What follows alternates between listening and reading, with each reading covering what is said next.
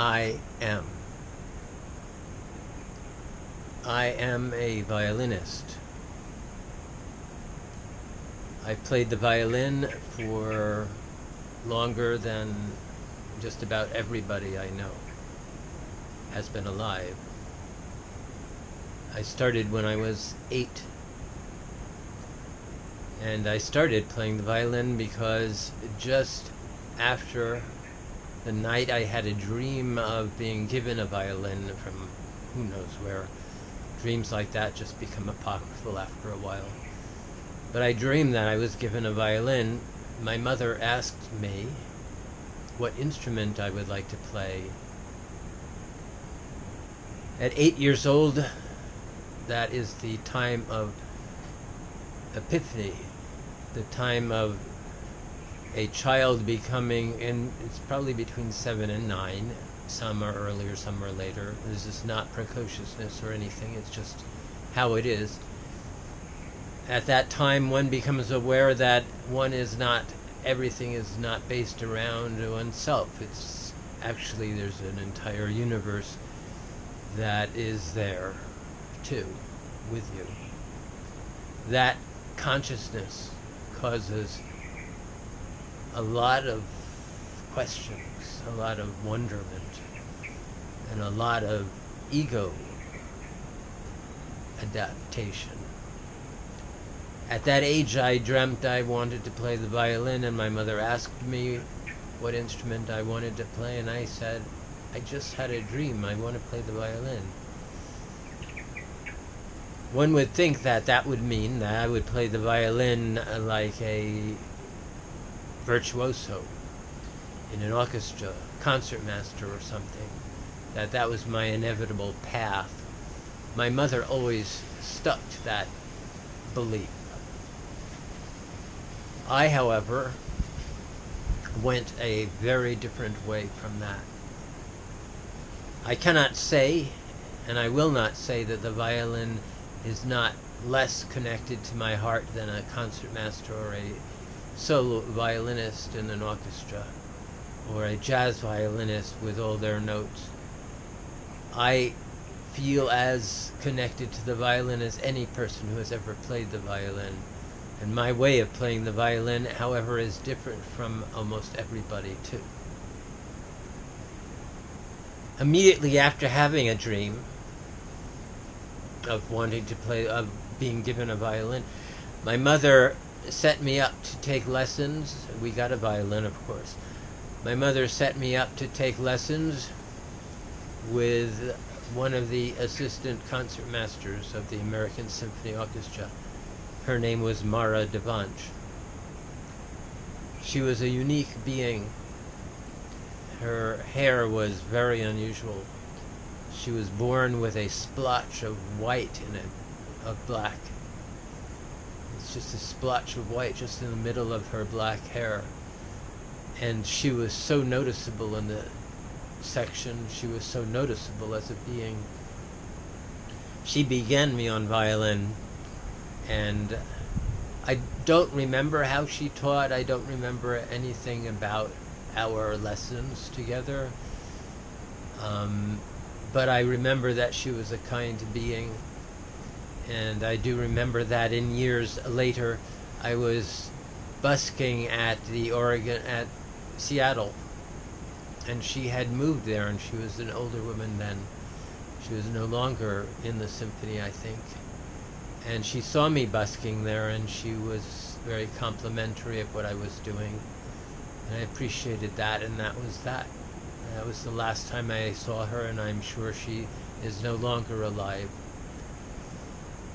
My second violin teacher, after Mara left the American Symphony and went to I believe the Pittsburgh Symphony as, I think she may have been concertmaster or associate. She got a better position, so she left.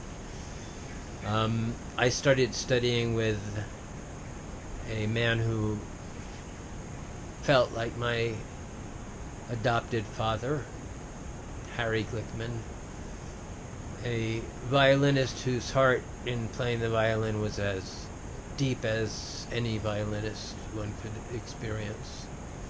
His sense of playing the violin with heart, playing it with feeling, was so deep and so good. He was very helpful to me. At the same time, he handicapped me in a way that was really interesting and eventually affected me in ways that caused me never to be able to be a symphony player. And that is, he didn't allow me to use a shoulder rest. His reasoning for that was, if the shoulder rest fell off or you didn't have it, then what would you do? It's a crutch.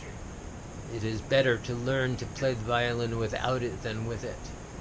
Then you can always play the violin. You don't have to concern yourself with that crutch. The effect of this on me was, I could call it devastating, I could call it undermining, I could call it bifurcating in my life choices. By not having a shoulder rest, it disenabled me from learning some things fast. I couldn't zip up and down the violin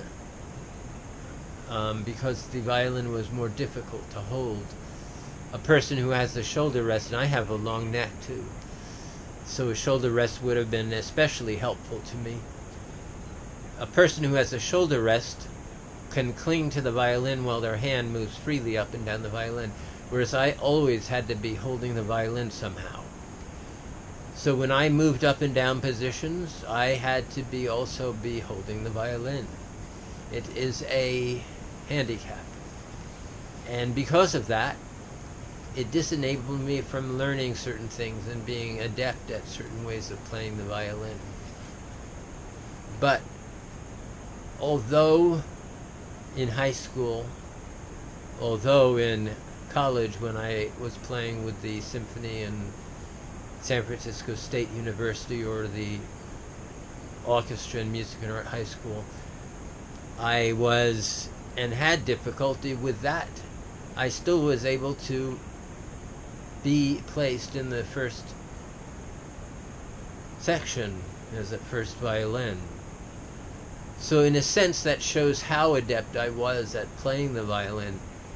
With such a handicap, I was able to do things that a lot of the people around me had an extra help to do. And because of that, it caused me to have an immensely fluid method of holding the violin. Once I was able to incorporate this freedom into my playing, it enabled me then to do things that nobody else could do because I didn't have a shoulder rest. And that is dancing with the violin. There's not a shoulder rest on the violin hindering me in the movement that I wanted to express. So the violin was a fluid thing with me. It could come in and out of my neck. It could move around with me. It could do all sorts of things that a person who's holding a shoulder rest could not do. I, at that point, was thankful to Harry, but I was not thankful to him when I was studying with him. I found it to be immensely problematic, to say the least. And I was not very happy about the fact that I had to do it that way. Of course, I could have... what is that one? I could have... I'm not going to remember the word. I could have resisted his ideas, but I was so believing in him and his way, and I was rewarded for it. So I can think that it was a good path. With him, I started playing a lot of the romantic things. I could ask, could I play this piece?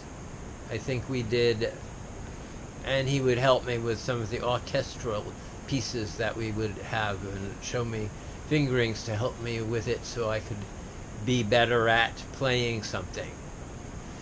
Tschaikowsky, of course, is a very difficult composer to play the violin. He wrote interesting parts for the first violin in every one of his symphonies, and his violin concerto was extremely difficult. So with Harry as my teacher, I was able to learn how to do those things. Even now, I barely remember how I played classical music because I don't. And I stopped playing classical music somewhere around my late 20s. It was at that time that I started busking in BART. And I was playing a little classical music, but it was when I started improvising, when I started playing what my heart felt. I started playing my voice. I started playing what I would sing, that I really came into my own. And that happened when I was just before my 30s. And it happened right after all of the treacherous, self-hating behaviors that I expressed from my mid-20s to this time. It was in playing the violin out in public when I started playing in BART that much of the healing began in myself, where all of the self-hating habits inculcated into me by society and their treatment of me from my birth till then and after, that I was able to express all of the poignancy and pain, rage, and deep feelings I felt from having to experience that stuff before my consciousness at 8. The timing of having the violin at 8 and the awareness of the world itself is one of those immense synchronicities that happens in life. It happens for everybody, not just me. I am not speaking of myself as being special.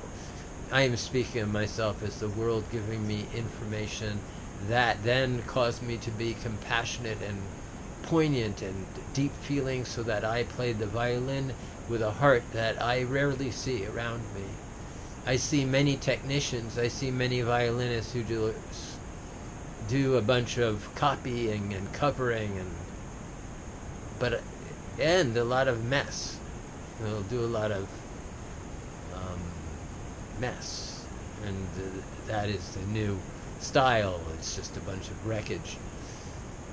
But to play it with feeling, not tons of notes, not a few notes, just some notes that just express such a deep feeling. It is with that kind of expression that one can wrench tears from a listener. And that is one of the things I've done a lot in my life. And in doing so, the tears that come from another who listened to me play have been the mirror of my soul crying for the pain that I experienced as a youth. So the violin is me. I am the violin. I said at first I am a violinist, but I am the violin. The violin is me. And that is really important.